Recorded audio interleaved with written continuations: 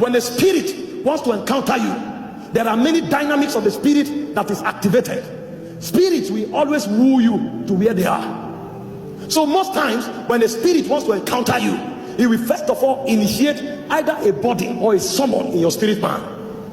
You may be doing and living your life comfortably until one day you lose your peace and you are finding out what is the matter, and there is no cognitive word to interact, to interpret it. A spirit is beginning to summon you.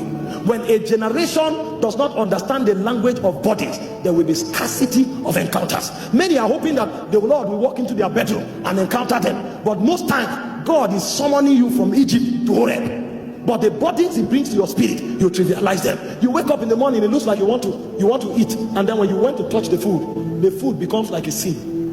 You want to eat it, it looks like a sin. There is an encounter at the corridor. So the Holy Ghost is trying to get you to turn to him. If you fail to pay attention to that body, you will abort an encounter. Moses was in Egypt doing very well. He was one of the candidates that will become princes or kings to inherit Pharaoh, to succeed Pharaoh. But a day came, all of a sudden Moses was troubled. Why are the Israelites being manhandled? I am also an Israelite. He thought it was a body. He stepped out and he wanted to kill every Egyptian. It was not about killing an Egyptian. The encounter of his destiny was coming to him in form of a body, and Moses will not interpret it correctly. How many Egyptians will you kill? It was not about the Egyptians, it was about the calling that was upon his life. So when God wanted to turn his attention and draw him from Egypt, he put a burden in his heart. In that dissatisfaction, he was supposed to seek God. There are times when you sit down, you become dissatisfied with the state of your family. How come people are struggling to get married while we are beautiful? It's not about marriage. An encounter is inviting you. Many times you sit down, why are debts in this family? It's not about the debt. An encounter is inviting you. Many times you are troubled, why is nobody succeeding? Are we not supposed to? Are we not good enough? An encounter is inviting you. When a burden begins to come to your spirit, shut down. That's a man who understands the law of body and begin to entreat the Lord. What are you saying? What are you saying? What are you saying? Not long enough, as you service that body, you will begin to hear sounds. So many other elements that travel to your space with that body will begin to lend themselves to you. And you stood up before. The body was about death. The body was about lack of success. And you started praying. After a while, that same body now begins to talk to you in intangible but very cognitive terms. Add fasting to this prayer. And then you added fasting. You don't know what you are doing. You have fasted for 20 days. You don't even know why you are fasting. But the body will not go. And as you are servicing that body in prayer and in fasting, when you read the 30th day, it say add worship. And then you add worship. You didn't know what you were doing. At the end of the day, you are climbing Horeb. It's a 40 days journey. You are climbing, you are not aware. If you continue for a while, you will discover that you will hit a zenith in the spirit. And one day, the same prayers you have been praying, the same fasting you have been fasting, while you are yet fasting, you will encounter the Father and he will begin to speak to you. And that day, the Father will let you know the death was an excuse to bring you to the mountain of encounter.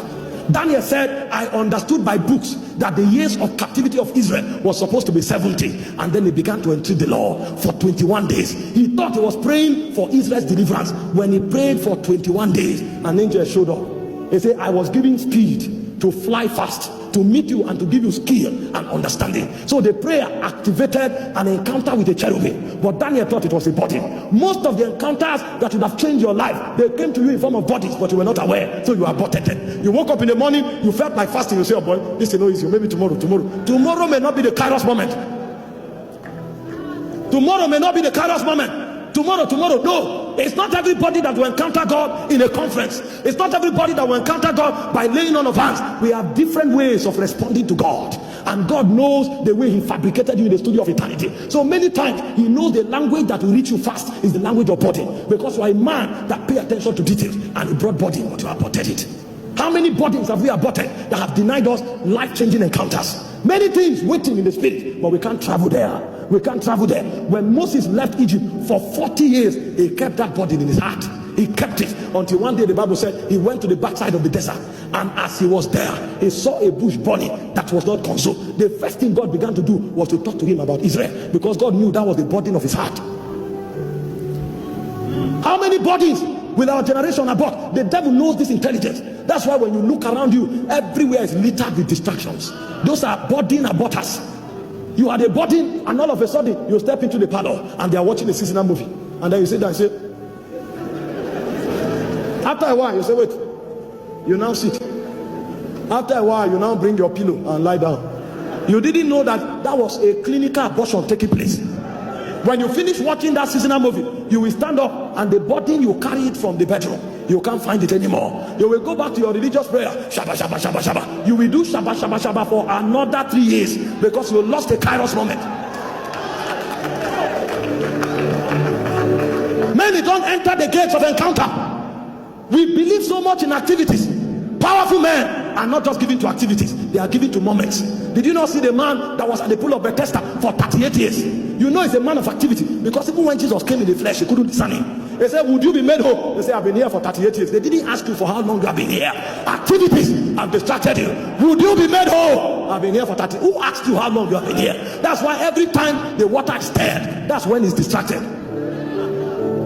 And that you are there for 40 years will not create any change. There are applications of the spiritual ready. When your Kairos moment come, will you know? Jesus said in Luke 19:44, he said there will be gnashing of teeth. He said the city will be besieged on every side. He said many will weep. Why? Because they know not the times of their visitation. When men are preparing for war, that's when some go to have pleasure. And he said, woe unto you if your prince is a child and eat for pleasure and not for strength. It's not every night that men should sleep.